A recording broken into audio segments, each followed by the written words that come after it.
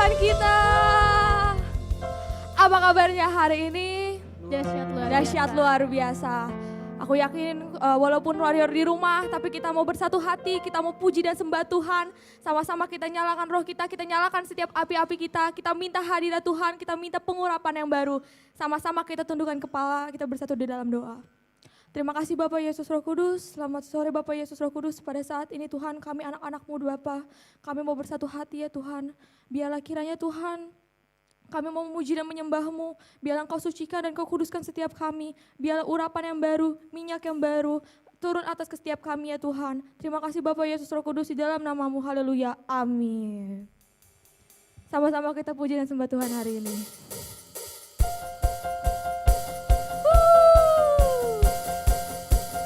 Sama-sama katakan. Through you I can do anything, I can do all things, 'cause it's you give me strength. Nothing is impossible.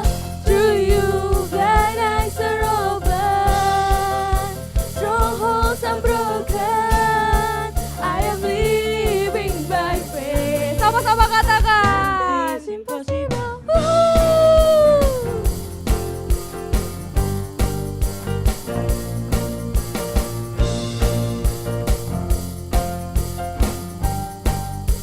Sama-sama katakan.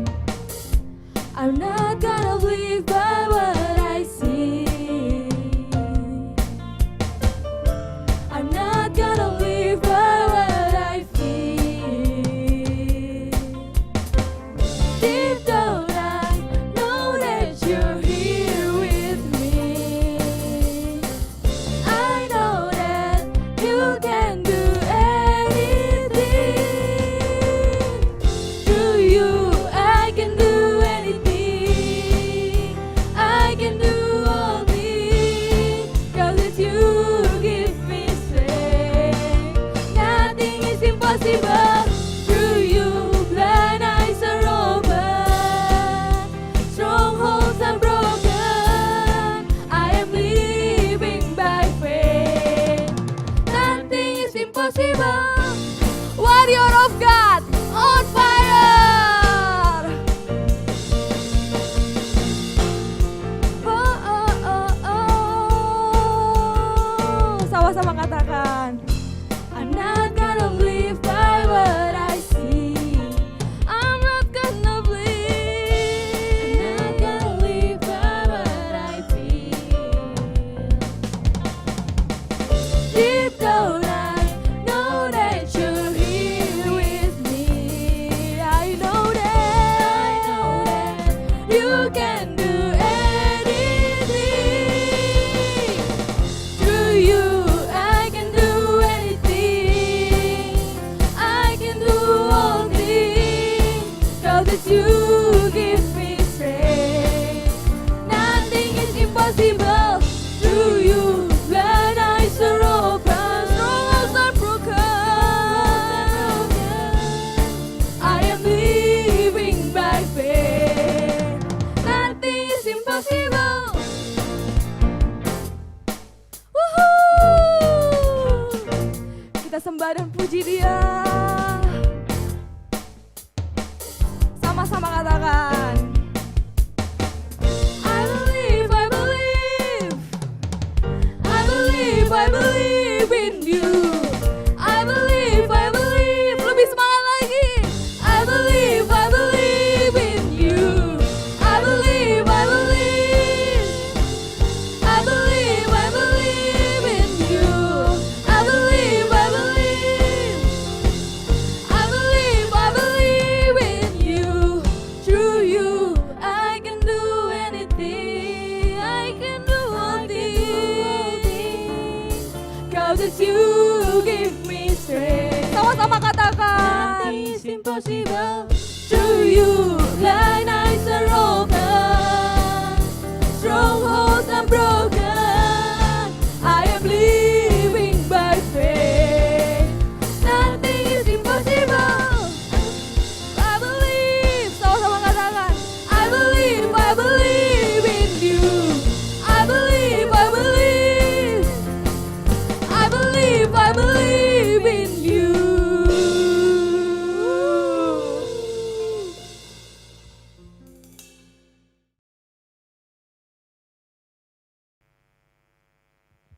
Sama-sama kita memasuki hadirat Tuhan pada saat ini. Kita berikan yang terbaik pada sore hari ini.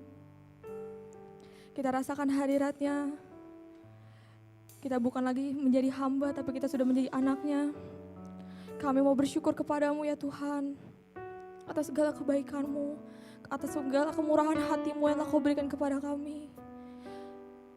Biarlah pujian dan penyembahan ini sebagai bentuk rasa syukur kami kepadamu ya Tuhan. Sama-sama kita sembah Tuhan.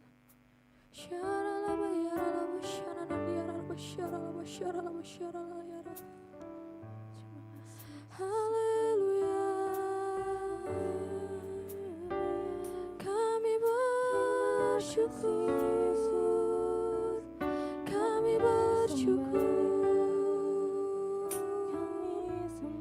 Kami mau merasakan hadirat-Mu ya Tuhan. Haleluya.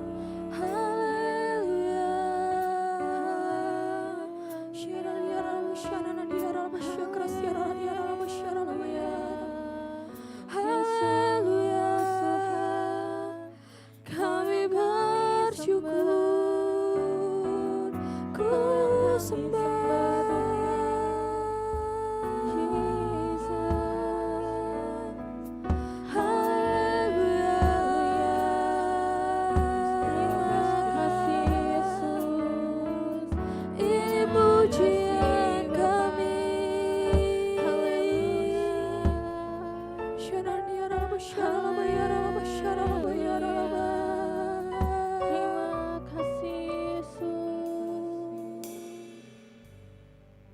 biar dengan pujian ini ya Tuhan, kami mau mengagungkan nama-Mu.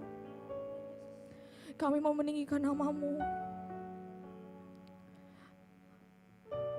Pakai diri kami satu persatu ya Bapa untuk menjadi alat-Mu. Sebagai generasi yang mau terusan untuk selalu menyembah-Mu.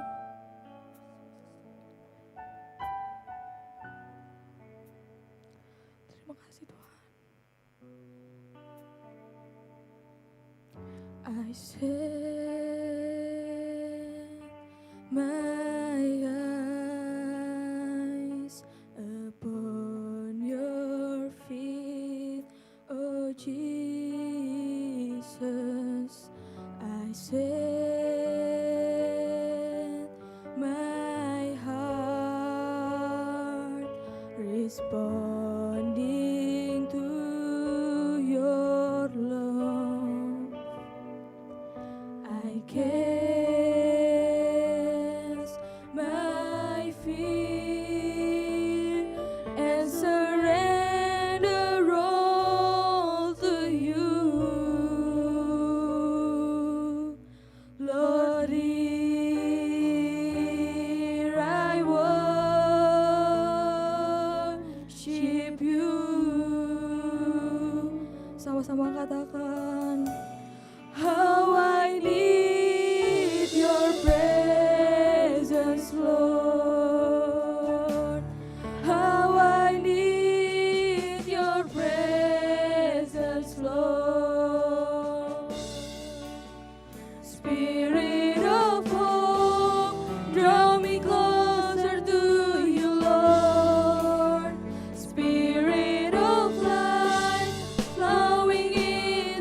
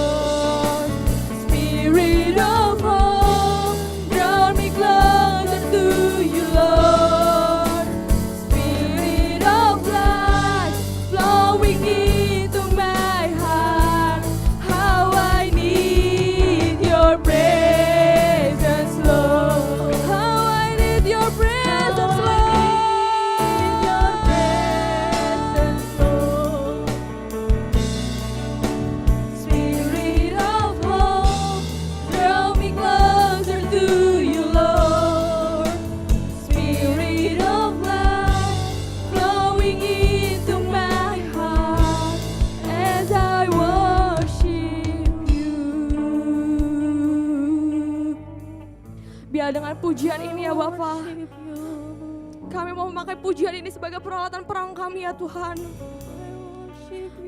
Karena Engkau batu karang kami yang teguh ya Tuhan. Hanya kepadamu kami dapat bersandar. Kami mau kembali ke dalam pelukan-Mu ya Tuhan.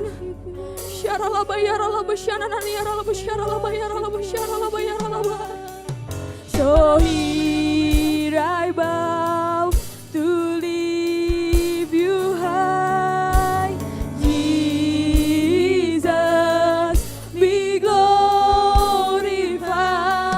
in all things. For all my life I am yours, forever yours. So here I bow to lift you high, Jesus, be glorified in all things. For all my life I am yours, forever yours. So here I bow to lift you high. Biarlah nama Engkau ditinggikan ya Tuhan. Haleluya. In all things, for all my life I am yours, forever yours. God here and now, God here and now, be lifted high, right here and now, be glorified. God of heaven and earth, God who brought me back to life, I am yours, forever yours. So here I bow, to lift you high, Jesus, be glorified in all things. For all my life I am yours, forever yours. Be lifted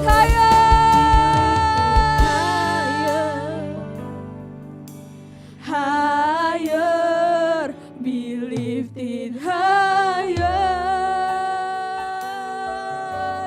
Jesus, you be lifted higher,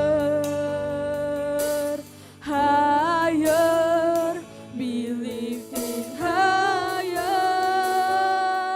Let our King be lifted up. Hosanna. Sama-sama katakan Hosanna in the highest. Let our King be lifted up. Hosanna.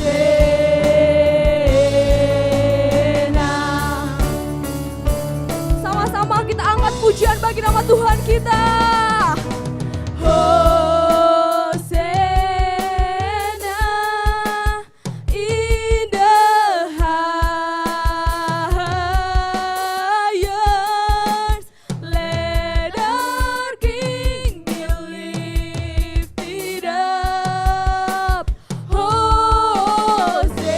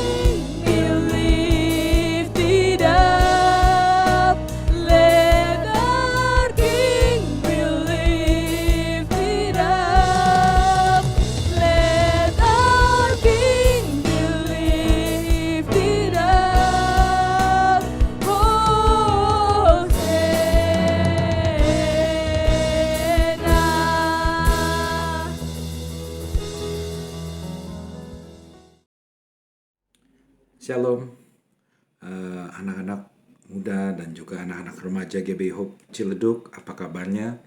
Aku berharap kalian semua dalam keadaan sehat dan tetap setia melayani Tuhan.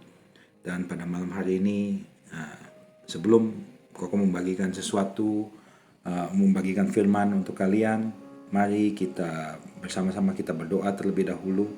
Kita minta agar kita diberikan hati yang dengar-dengaran akan firman Tuhan, dan biarlah firman Tuhan itu dapat tumbuh subur di dalam hati kita dan menghasilkan buahnya di dalam kehidupan kita semua. Mari kita berdoa terlebih dahulu. Terima kasih ya Tuhan untuk kesempatan duduk diam mendengarkan firman-Mu. Kami minta Engkau beracara melalui live streaming yang kami saksikan pada malam hari ini. Biarlah Engkau berbicara kepada setiap anak-anak-Mu yang mendengarkan renungan firman pada malam hari ini. Biarlah Engkau berkarya di dalam kehidupan mereka. Mereka diubahkan semakin sama seperti Tuhan Yesus Kristus. Mereka menjadi anak-anak Tuhan yang taat, anak-anak Tuhan yang mencintai Tuhan. Terima kasih ya Tuhan. Pada malam hari ini tuntunlah hamba-Mu yang akan membawakan firman Tuhan. Pakai mulut bibir lidah hamba-Mu untuk dapat memberitakan firman sesuai dengan kehendak Tuhan. Dalam nama Tuhan Yesus hamba-Mu berdoa. Amin. Ya, pada malam hari ini Koko diberi tema mengenai kenakalan di remaja dan anak-anak muda oleh Gaby. Dan Koko ingin memulai dengan bercerita mengenai Timotius. Timotius adalah salah satu rekan pelayanan Rasul Paulus yang sangat dipercaya oleh Rasul Paulus. Dan menurut tradisi gerejawi, Timotius itu pada saat dia menerima Tuhan beserta keluarganya diperkirakan berumur 16 tahun, jadi sangat muda. Dan mereka menerima Tuhan menurut tradisi gerejawi sewaktu Rasul Paulus berkunjung ke rumah mereka di Listra. Rasul Paulus sangat dekat dengan Timotius sehingga dia memanggil Timotius sebagai anakku dalam suratnya kepada Timotius. Ketika Timotius berumur sekitar 21 tahun, dia beserta Silas menemani Rasul Paulus memberitakan Injil di Asia Kecil. Dan Rasul Paulus pun mempercayakan Timotius dengan suatu tugas yang tidak dapat dianggap enteng, yaitu melayani jemaat Tuhan di Efesus. Itu sebabnya ketika Rasul Paulus menulis surat kepada Timotius, dia berkata begini, di 1 Timotius kalian bisa baca nanti, 1 Timotius 4 ayat 12 dan sampai 14a, di mana di situ dikatakan Rasul Paulus berkata kepada Timotius, jangan seorang pun menganggap engkau rendah karena engkau muda. Jadilah teladan bagi orang-orang percaya dalam perkataanmu, dalam kasihmu, dalam kesetiaanmu, dan dalam kesucianmu. Sementara itu sampai aku datang, bertekunlah dalam membaca kitab-kitab suci, dalam membangun dan mengajar. Jangan lalai dalam mempergunakan karunia yang ada padamu. Ini merupakan suatu tanggung jawab yang luar biasa, merupakan suatu kepercayaan yang luar biasa. Meskipun umur Timotius masih sangat muda, waktu pertama kali dia menerima Tuhan dan waktu dia memulai pelayanan bersama Rasul Paulus, diperkirakan waktu itu Timotius berumur 21 tahun. Namun, Paulus meminta agar Timotius yang muda itu menjadi contoh, menjadi teladan bagi orang-orang percaya dan orang-orang yang lebih tua melalui perkataan Timotius, melalui tingkah laku, melalui kasihnya kepada sesama, di dalam kesetiaan dan yang terutama di dalam kesucian. Dan inilah yang Tuhan harapkan dari setiap remaja, dari setiap anak-anak muda seperti kalian. Tuhan punya rencana yang besar untuk setiap anak muda, untuk setiap remaja. Di Mazmur 127 ayat 4 dikatakan, seperti anak-anak panah di tangan pahlawan, demikianlah anak-anak pada masa muda. Dan Tuhan Yesus sendiri pun menjadikan anak kecil sebagai contoh bagaimana seseorang yang harus bersikap kalau mereka mau masuk ke dalam kerajaan surga. Di Matius 18 ayat 3-4 Tuhan Yesus berkata, Aku berkata kepadamu, Sesungguhnya jika kamu tidak bertobat dan menjadi seperti anak kecil ini, kamu tidak akan masuk ke dalam kerajaan surga. Jadi kalian yang masih muda, kalian yang masih, orang-orang menganggap kalian mungkin masih kecil, tapi Tuhan punya ekspektasi, Tuhan punya harapan yang besar di dalam diri kalian. Kalian itu seperti anak-anak panah di tangan pahlawan. Jadi kalian akan dipakai untuk kemuliaan Tuhan. Dan Tuhan tahu, firman Tuhan berkata, Dia tahu rancangan apa yang ada padanya mengenai kalian. Rancangan apa yang ada pada Tuhan mengenai kalian. Rancangan damai sejahtera, bukan rancangan kecelakaan, untuk memberikan kepada kalian hari depan yang penuh harapan. Bahkan di Efesus 1 ayat 4-5, di situ dikatakan, di dalam Tuhan Yesus Kristus, Allah telah memilih kalian sebelum dunia dijadikan. Supaya apa? Supaya kalian kudus dan tak bercacat di hadapannya. Dan kalian ditentukan untuk menjadi anak-anaknya, anak-anak Tuhan yang luar biasa. Jadi tuh kalian harus sadar bahwa memang Tuhan punya rencana yang besar bagi hidup kalian. Kalian akan dipakai untuk kemuliaannya. Namun iblis juga tahu akan rencana Tuhan. Dan kalian tahu firman Tuhan berkata, iblis datang untuk mencuri, membunuh, dan membinasakan. Iblis mau merusak rencana Allah di dalam diri kalian. Dan terus terang, anak-anak muda merupakan sasaran yang empuk buat si iblis. Kenapa? Amsal 22 ayat 15 berkata, kebodohan melekat pada hati orang muda. Bukan kalian bodoh, tetapi kalian karena kurang pengalaman, jadi kalian ini kurang bijaksana. Mudah dibohongin, mudah dipengaruhin. Itu sebabnya kalau yang demo itu kebanyakan anak-anak muda, karena mereka mudah dihasut. Padahal yang mereka demokan itu belum tentu benar. Nah, di Hosea 4 ayat 6 berkata, umat Tuhan binasa karena kurang pengetahuan. Kalau orang bodoh, dia kurang pengetahuan. Dia tidak tahu mana yang benar, mana yang salah. Padahal kita tahu sekarang, kalau kalian buat yang anak muda yang sudah bekerja, kalian tahu yang dituntut oleh perusahaan di tempat di mana kalian melamar ialah dua hal, pengalaman dan pengetahuan. Dua hal ini penting. Dan firman Tuhan berkata, kebodohan melekat kepada hati orang muda. Itu sebabnya kalian menjadi sasaran yang empuk daripada si iblis. Sebenarnya kalau anak muda atau seorang remaja nakal, ya bukan hal yang aneh. Koko pun pernah muda, Koko juga pernah nakal. Tetapi bukan banding-bandingin, tetapi kenakalan anak muda zaman dulu, zaman old, dibandingkan dengan zaman now, agak berbeda. Kebandulan anak muda zaman dulu masih ada lucu-lucunya. Terus terang kebandelan anak muda zaman sekarang mengkhawatirkan. Dulu kalau anak bandel ya, itu bolos, merokok.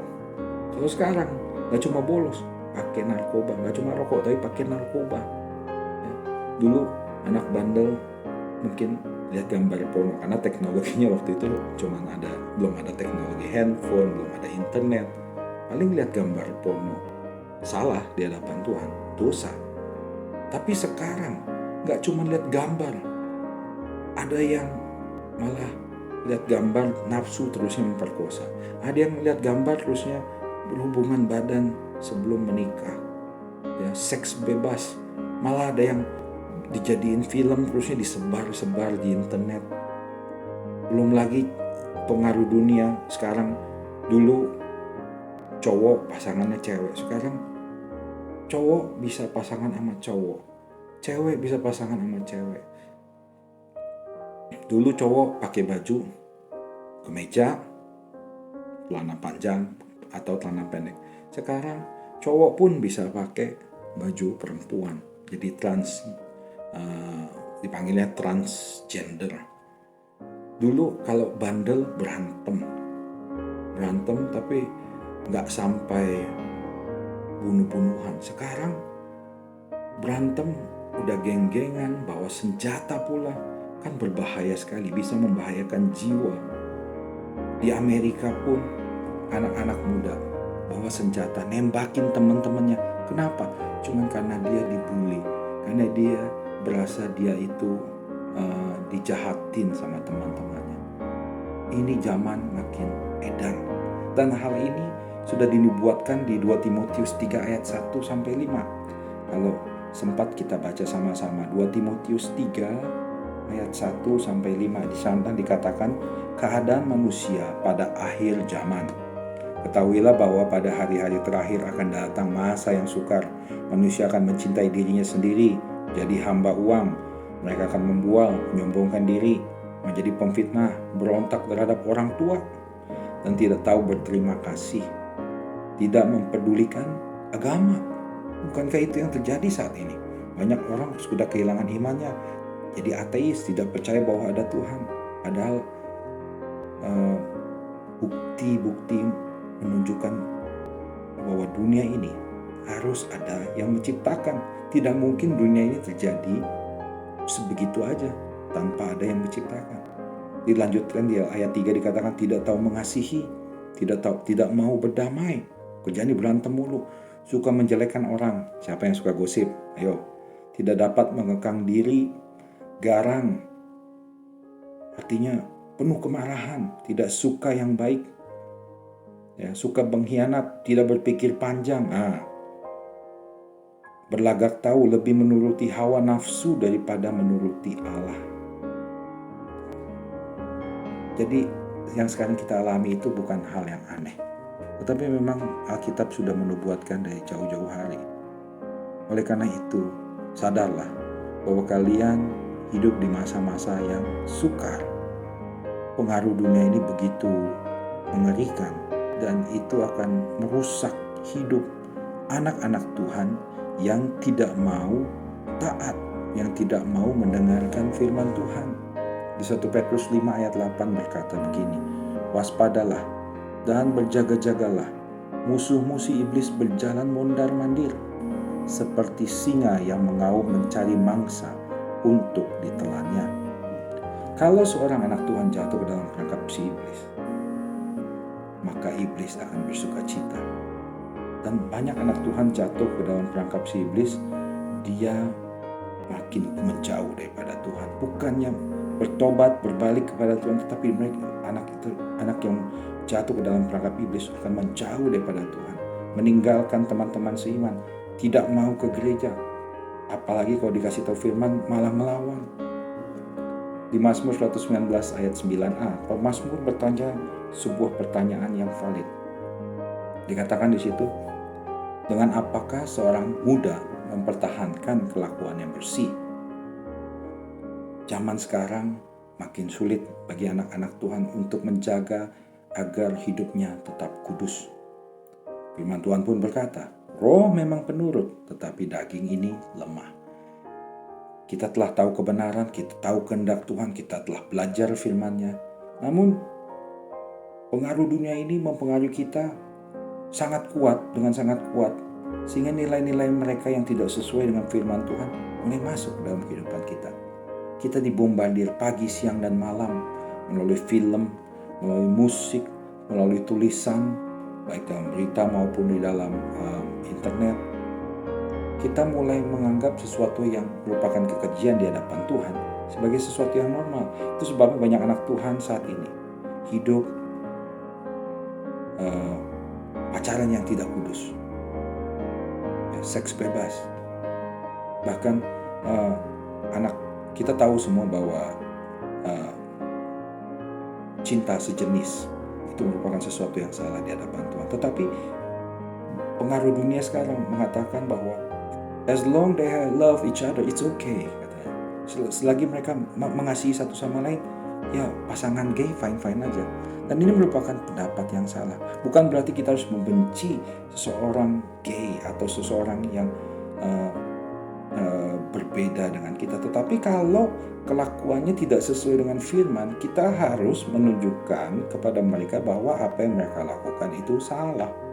Dan standar kita tidak boleh dipengaruhi oleh mereka. Banyak anak-anak Tuhan sekarang berkata, jadi orang gay nggak apa-apa lah ya. Toh mereka nggak rugiin orang. Yang salah, yang benar. Katakan ya kalau benar, kalau salah ya jangan iya, tapi katakan tidak. Yakobus 4 ayat 4 dikatakan, firman Tuhan memperingatkan kita. Tidakkah kamu tahu bahwa persahabatan dengan dunia adalah permusuhan dengan Allah? Banyak gereja sekarang, terutama di Amerika, puji Tuhan di Ciledug enggak. Tetapi di Amerika banyak gereja mulai menerima keberadaan pasangan sejenis. Mereka mulai menerima bahwa kalau pasangan bercerai, it's okay. Ya, cerai itu bagian daripada pernikahan. No, it's not. Ya, dikatakan persahabatan dengan dunia adalah permusuhan dengan Allah. Jadi barang siapa hendak menjadi sahabat dunia, ia menjadikan dirinya musuh dengan Allah. Sekarang banyak orang mulai kompromi. Banyak anak Tuhan mulai kompromi. Dan pada malam hari ini, aku ingin mengingatkan kepada kalian, jangan berkompromi. Ya, hiduplah sesuai dengan firman Tuhan. Ingat, kalian sudah dipilih sebelum dunia dijadikan. Jadi kalian harus mengambil keputusan yang penting. Mau ikut Tuhan atau menjadi musuh Allah. Kalian tidak bisa suam-suam kuku. Wahyu 3 ayat 14-16 kalian bisa baca di rumah.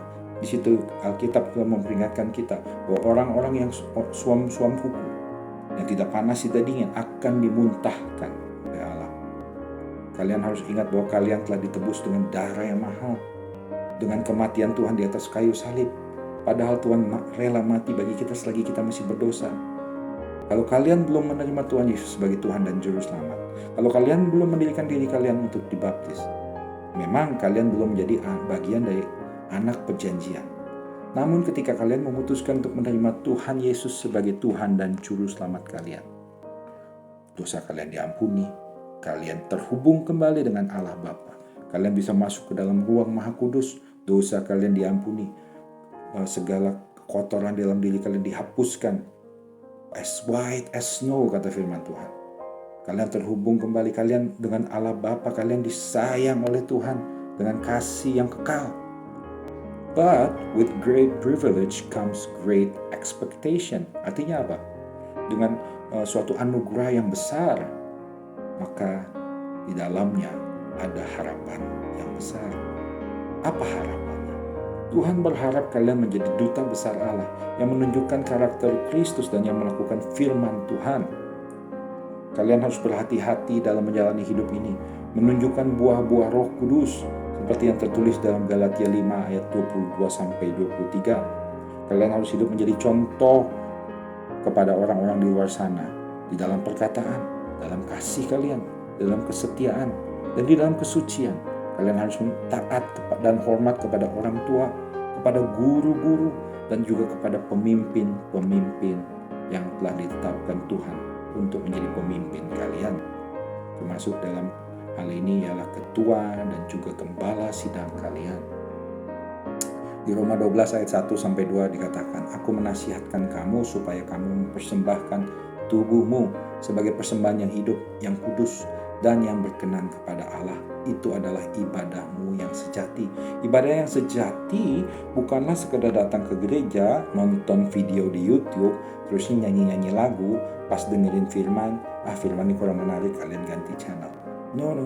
Ibadah yang sejati ialah kalau kita mempersembahkan tubuh kita sebagai persembahan yang hidup, yang kudus, dan yang berkenan kepada Allah. Artinya apa? Bahwa hidup kita, di dalam menjalani hidup kita taat pada firman, dan ketaatan itulah yang kita persembahkan kepada Tuhan sebagai persembahan yang menyenangkan dan yang berkenan kepada Allah. Firman Tuhan juga mengingatkan, berubahlah oleh pembaharuan budimu sehingga kamu dapat membedakan manakah kehendak Allah, apa yang baik, yang berkenan kepada Allah, dan yang sempurna. Jadi pikiran kita harus berubah.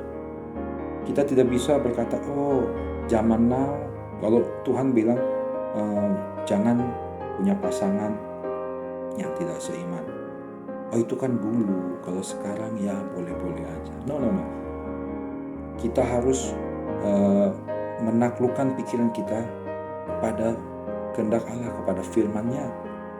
Kalau engkau memilih jalan kehidupan ini sesuai dengan firman Tuhan, sesuai dengan kehendak Tuhan, dengan rencana Tuhan, maka engkau akan menerima berkat yang melimpah. Engkau akan dicurahkan anugerah Tuhan yang berlimpah dalam hidupmu. Dan engkau akan menerima pertolongan Tuhan di saat engkau membutuhkan. Engkau akan dibuat berhasil di dalam segala sesuatu yang engkau kerjakan. Kenapa? Karena Tuhan telah berjanji bahwa Dia akan memberkati anak-anaknya yang taat dan yang setia kepada Tuhan. Dan selain itu, Roh Kudus yang ada di dalam diri kalian, Roh Kudus yang merupakan tanda bahwa kalian telah menerima Tuhan Yesus. Dialah yang akan mengajar dan menolong kalian di dalam segala hal. Tetapi kalau kalian memilih untuk melawan Tuhan, menjadi musuhnya Tuhan. Kalau kalian memilih untuk melawan Tuhan dan firman-Nya, maka ketahuilah di Ibrani 12 ayat 6 Tuhan telah memperingatkan bahwa Tuhan akan menghajar orang yang dikasihinya dan Ia menyesah orang yang diakuinya sebagai anak. Wah, mungkin kalian berpikir, kok Tuhan kejam, katanya penuh kasih, penuh rahmat. No. Waktu Dia menghajar kalian, itu merupakan tanda bahwa Dia mengasihi kalian. Waktu kalian tidak taat dan kalian dihajar Tuhan, itu tanda bahwa Dia tidak mau kalian binasa. Dia tidak mau kalian terhilang. Dia mau kalian hidup dalam ketaatan. Yang lebih ngeri ialah kalau engkau nakal, engkau tidak taat, lalu Tuhan diam aja. Artinya apa? Artinya Tuhan gak peduli engkau mau binasa kayak atau mau terhilang kayak. Bisa gak begitu? Bukankah Tuhan adalah Allah yang penuh kasih? Bukankah Tuhan sudah mati buat seluruh umat manusia? Bisa. Karena Roma 9 ayat 15 dikatakan, aku akan menaruh belas kasihan kepada siapa aku mau menaruh belas kasihan. That's why you have to be very careful with how you live your life. Engkau harus berhati-hati dalam menjalani hidup ini. Dan waktu kalian dihajar Tuhan, waktu kalian menerima teguran Tuhan, bersukacitalah. Itu sebabnya Daud berkata, kenapa? Karena Tuhan adalah Allah yang besar kasih sayangnya. Itu sebabnya Daud berkata kepada Gad waktu dia ditegur karena dia melanggar perintah Allah. Daud berkata, biarlah Daud diberi pilihan, mau jatuh ke dalam tangan Tuhan 3 hari mengalami murka, atau 3 tahun dikalahkan musuh-musuh. Itu Daud memilih untuk jatuh ke dalam tangan Tuhan. Karena kenapa? Karena Daud berkata, sangat besar kasih sayang Tuhan. Jadi jadilah anak-anak Tuhan yang taat kepada Tuhan, yang hidupnya menyenangkan Tuhan. Kalian kalau masih nakal, it's okay. God will change you kalau kalian mau. Bagaimana caranya menjadi anak-anak muda yang gak nakal, yang taat kepada Tuhan? Mazmur 119 ayat 9b tadi pemazmur bertanya, lalu dia memberikan jawabannya. Dikatakan di situ bahwa bagaimana seorang muda menjaga kelakuan yang bersih. Mazmur berkata di Mazmur 119 ayat 9b, dengan menjaganya sesuai dengan firman Tuhan. Kalian harus mengisi otak kalian dengan firman-Nya. Baca firman Tuhan setiap hari, renungkan firman Tuhan pagi, siang, dan malam. Ingat, ada prinsip mengatakan garbage in, garbage out. Artinya apa? Kalau engkau mengisi firman, engkau keluarnya firman. Kalau engkau isinya yang gak benar, nonton film porno, nonton lagu-lagu yang liriknya gak baik, maka perkataanmu juga akan keluarnya seperti itu. Kalau engkau terus mengisi otakmu dengan firman, maka kelakuanmu akan terjaga, karaktermu akan dibentuk. Bahkan kalau engkau lagi digoda untuk berbuat dosa, maka firman itu akan menegur engkau. Kenapa? Karena Roh Kudus akan menolong engkau untuk mengingat setiap firman yang pernah engkau baca, dan firman-Nya yang penuh kuasa itu akan mengubah hidup kalian. Dia akan mengubah hati kalian untuk condong kepada Tuhan. Ibrani 10 ayat 25 dikatakan, janganlah menjauhkan diri dari pertemuan-pertemuan ibadah seperti yang dibiasakan oleh beberapa orang, tetapi marilah saling menasihati dan semakin giat melakukannya menjelang hari Tuhan yang mendekat. Look, there is no easy way out. Kalian harus rajin ibadah. Kalau saat ini masih live streaming ibadahnya, nonton live streamingnya. Kalian harus bergaul dengan lebih banyak kepada teman-teman seiman. Kenapa? Karena teman-teman yang seiman akan menasihati kalian sesuai dengan firman-Nya. Kalian harus mengurangi pergaulan yang buruk, yang teman-teman membawa dampak buruk buat kalian, yang mengajari kalian hal-hal yang tidak benar di hadapan Tuhan. Kenapa? 1 Korintus 15 ayat 33 berkata begini, janganlah kamu sesat. Pergaulan yang buruk merusak kebiasaan yang baik. Berhati-hatilah dalam bergaul, jangan sembarangan bergaul. Kalau engkau berkumpul dengan teman-teman yang buruk kelakuannya, maka engkau akan terpengaruh. Dulu, Koko sampai SMA tidak pernah lihat gambar porno, tidak pernah nonton film porno, lalu pergi ke Amerika. Di situ ketemu teman-teman yang tidak seiman. Masih ke gereja? Koko masih ke gereja, aktif di gereja. Tetapi karena Koko punya teman-teman yang tidak seiman, Koko membiarkan diri Koko dipengaruhi mereka. Akibatnya apa? Mereka memaksa Koko nonton film porno. Dan dari situ jadi kecanduan. Puji Tuhan sekarang udah gak kepengen sama sekali nonton film porno. Kenapa? Karena Tuhan mengajar dan Tuhan mendidik, dan firman-Nya yang penuh kuasa itu mengubahkan pikiran sehingga Koko mempunyai pembaharuan budi. Apakah Koko sempurna di hadapan Tuhan? Belum, masih jauh. Kadang-kadang mulut kotor ini masih berjuang untuk dikendalikan. Tetapi kalau kita terus minta disempurnakan oleh Tuhan, maka engkau akan disempurnakan oleh Tuhan. Dan kalian perlu ingat bahwa membangun hubungan yang erat dengan Tuhan juga penting.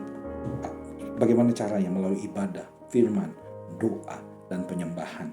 Di Yohanes 15 ayat 5 dikatakan, Tuhan Yesus berkata, akulah pokok anggur dan kamulah ranting-rantingnya. Barang siapa tinggal di dalam aku dan aku di dalam dia, ia berbuah banyak, sebab di luar aku kamu tidak dapat berbuat apa-apa.